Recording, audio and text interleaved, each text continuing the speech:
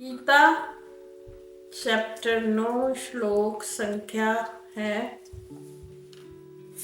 आज 32। माम ही पार्थ व्यापाश्रित्य ये अपि स्युः पाप योन्या स्त्रियो वैश्यस्तथा शूद्रा ते अपि यान्ति पराम गतिम्। भगवान कहते हैं कि हे अर्जुन, माम ही पार्थ, हे पार्थ, क्यों ही मैं होता क्योंकि मेरा ही व्याप आश्रित, मेरा आश्रय लेकर ही ये मैंने ये सारे लोग जो नीचे भी बताएंगे अभी मैंने भी स्यु मैंने हो जाते हैं पाप योनिया। कौन कौन से लोग? जो पाप योनि वाले हैं, जो स्त्रियां हैं, जो वैश्य हैं तथा शूद्र। ये 1 2 3 4 ये जो लोग हैं, पापी, स्त्रियां, वैश्य और शूद्र, ये भी अगर मेरा भजन करते हैं तो परम गति को प्राप्त हो जाते हैं। ये उन्होंने साधारण सी बात कही। जैसे आपने देखा था पहले भी उन्होंने कहा था अभी चेसो दुराचारो, दुराचारी से भी दुराचारी अगर मेरे नाम का भजन करता है तो क्या होता है? वो पाप से तर जाता है और मेरे को प्राप्त हो जाता है। यहाँ पर मुख्य रूप से 4 लोगों के बारे में श्री कृष्ण ने बताया। कौन कौन से लोग जो मेरा भजन करें तो मैं उनको अपने पास बुला लेता हूँ। एक तो पाप योनि वाले। पाप योनि वाले कौन से व्यक्ति होते हैं? जो पीछे से ही, जैसे कि हमने पिछले जन्म में बहुत पाप किए हुए हों तो इस जन्म में भी हमें अपने कर्मों के अनुसार ऐसी जगह ही जन्म मिलता है जहाँ पे हम अपने पापों को भोगते हैं। यानी अच्छी योनि हमें नहीं मिलती किसी गरीब के घर में या कुछ ऐसी जिससे हम पाप की ओर ही जल्दी जाते हैं, क्योंकि सारी जिंदगी पाप किए होते हैं। पिछला जन्म छूटा होता है। वहाँ पे आपको मैंने कितनी बार बताया, जो हमारे पिछले जन्म का लास्ट संस्कार होता है वहीं से हमारा अगला जन्म शुरू हो जाता है। जैसे रात को सोए सवेरे जो काम करना होता है, जो रात को छोड़ा होता है सुबह वहीं से करते हैं। अब पिछले जन्म में जिस व्यक्ति ने बड़े पाप किए होते हैं और अंत समय उसकी मृत्यु हो जाती है उस समय, और उसको अपना पाप ही याद रह जाता है, तो भगवान उसको पाप योनियों में भेज देते हैं। पाप योनियों में आप मनुष्य की सबसे निम्न श्रेणी की योनि भी समझ सकते हैं, पशु पक्षी भी समझ सकते हैं। तो फिर वहां से भी वो क्या करता है? पाप आरंभ कर देता है। भगवान कहते हैं अगर किसी तरीके से वो अपनी बुद्धि का प्रयोग करे इस जन्म में, अगर वो भजन करता है, सत्संग करता है, कीर्तन करता है, मेरा भजन करता है, तो मैं उसको भी क्या परम गति दे देता हूँ। ये तो पाप योनियों की होगी। अब हम यहाँ लेते हैं स्त्रियां। हम ये नहीं कह सकते स्त्री चाहे ब्राह्मण की स्त्री हो, चाहे वैश्य की हो, चाहे शूद्र की हो। जब स्त्री की बात आती है तो आपको पता है ना, अभी भी कितना इसके ऊपर चर्चा चली थी, जो कि रामचरितमानस की चौपाई थी। मेरे हिसाब से जो मैंने अपने आप निर्णय लिया है, हम स्त्रियों को यहाँ पे सभी आत्माओं को लेना चाहिए, क्योंकि सारी आत्माएं स्त्रियां होती हैं। परम पिता परमात्मा केवल एक ही है और सभी स्त्रियां अपने पति से मिलने के लिए व्याकुल रहती हैं। वो आत्मा जो है परमात्मा से मिलने के लिए सदा व्याकुल रहती है।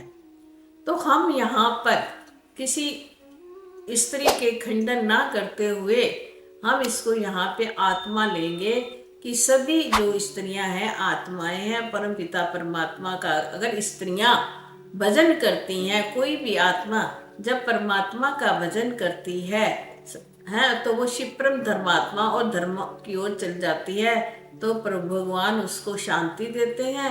और जब उसको शांति की प्राप्ति हो जाती है तो भगवान उसको अपने चरणों में फिर स्थान भी देते हैं। इसी प्रकार वैश्य को भी लेना चाहिए। वैश्य जो होते हैं व्यापारी व्यक्ति, अब यहाँ व्यापार को इसलिए लिया जा गया क्योंकि देखो, व्यापार करते करते व्यक्ति जो होता है बड़ा ही कितनी बातें जो होती हैं गलत भी करता है। अपना मुनाफा कमाने के लिए है भ्रष्टाचार भी कर लेता है। भ्रष्टाचार करता है ना, व्यापारियों से पूछो कितने झूठ कपट बोलते हैं हर समय। चीज 10 रुपए की होती है तो 100 रुपए कह देते हैं। 10 की चीज के साथ 20 रुपए कमा लो, 30-40 इतने तक तो ठीक है, परंतु जब तुम 10 की चीज 100 में बेचना शुरू कर देते हो तो ये समझो तुमने क्या कर रहे हो, कपट कर रहे हो, इस संसार में चोरी कर रहे हो एक किस्म की। तो वहां पे इसलिए वैश्य को भी श्री कृष्ण ने लिया। कोई वैश्य ये नहीं कि छोटी जाति है, इसलिए नहीं कह सकते हम यहाँ पे सॉरी। तो इसी प्रकार उसने कहा जो वैश्य जो बहुत ज्यादा व्यापार करता है, सदा उसमें व्यस्त रहता है, वैश्य मैंने व्यस्त, जो सदा व्यस्त रहता है, वो भी अगर अपने जीवन में से थोड़ा सा समय निकाल कर मुझ परमात्मा की ओर लगाता है तो मैं फिर उसको अपनी परम गति देता हूँ। वैश्य तथा शूद्र। अब शूद्र वो होते हैं जिसका कार्य होता है दूसरों की सेवा करना। गीता जी के अनुसार शूद्र जाति वही जाति होती है जो दूसरों की सेवा करती है। देखो यहाँ पे भगवान ने ब्राह्मण और क्षत्रिय को छोड़ दिया है। आप देख रहे श्लोक, मैं तो श्लोक के अंदर तक जाती हूँ, और पुरुष को भी छोड़ा है। पुरुष तो परमात्मा के लिए छोड़ दिया, बाकी ब्राह्मण भी जो होता है ना वो परमात्मा का ही स्वरूप होता है। ब्राह्मण जैसे ब्रह्म से ही ब्राह्मण, ब्राह्मण को भी उच्च कोटि का माना गया और क्षत्रिय को रक्षा का वो माना गया कि वो संसार की रक्षा करते, इसलिए इन दोनों को इस कोटि में नहीं रखा भगवान ने। यहाँ पर पाप योनि स्त्रियां वैश्य और शूद्रों का इस श्लोक में वर्णन किया गया है। तो शूद्र जो होते हैं उनका कार्य होता है दूसरों की सेवा करना, परंतु किसी किसी समय वो दूसरों की सेवा करने में प्रमाद करते हैं या सेवा अपनी सही तरीके से नहीं करते हैं।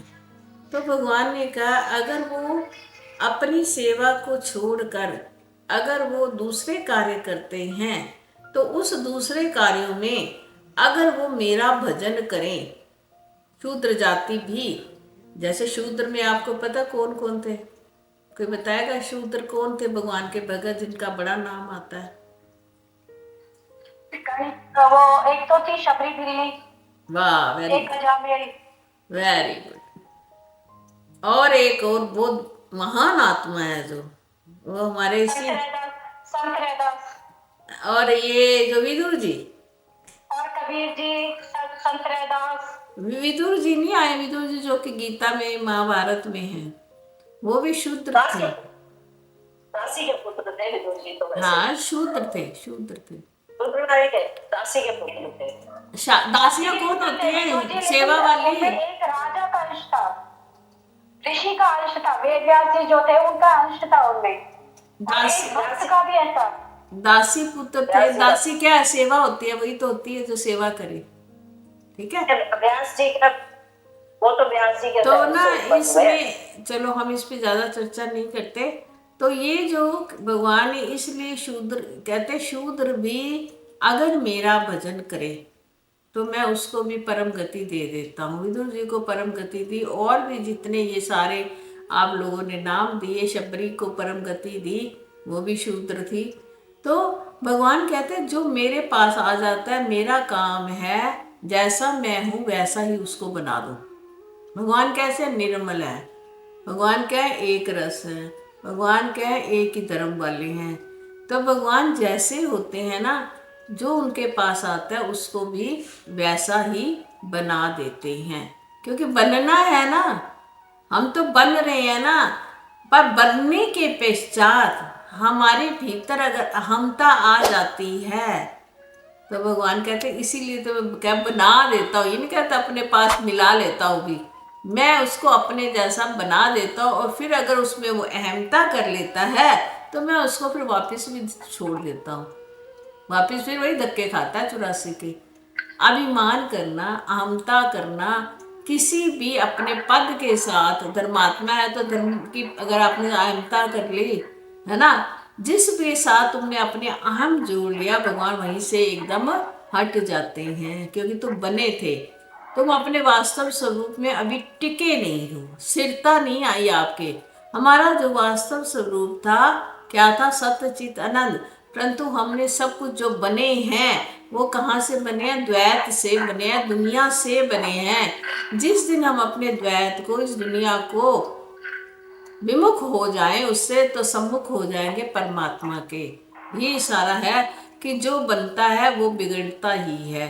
इसलिए तुम्हें उसमें कभी भी अभिमान नहीं करना चाहिए कि मैं धर्मात्मा बन गया, या मैं योगी बन गया, या मैं साधु बन गया। भगवान कहते नहीं, अगर आप ऐसा करोगे, ऐसा सोचोगे, तो मेरी परम गति को आप फिर प्राप्त नहीं हो सकते।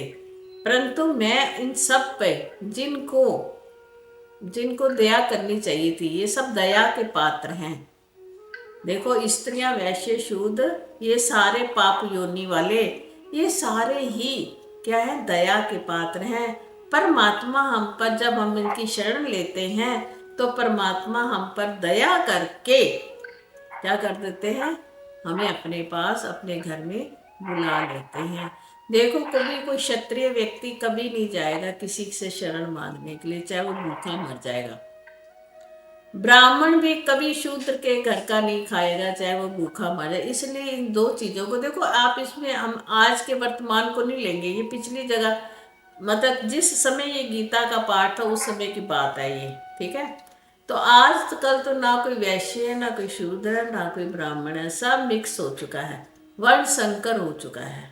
इसलिए आज की परिस्थितियों के मामले में हम इस प्रकार नहीं कह सकते। इसलिए किसी का भी कोई इसमें विद्रोह नहीं होना चाहिए, क्योंकि अब जो गीता जी ने लिख दिया है तो सत्य ही होगा ना। परमात्मा की वाणी को हम झूठ नहीं कहला सकते। उन्होंने कुछ ना कुछ सोच के ही उस समय हमारे को ये श्लोक लिखा गया होगा, क्योंकि युग परिवर्तित होते रहते हैं, परंतु इतिहास उसका साक्षी हमेशा ही रहता है। इसी के साथ में अपने शब्दों को विराम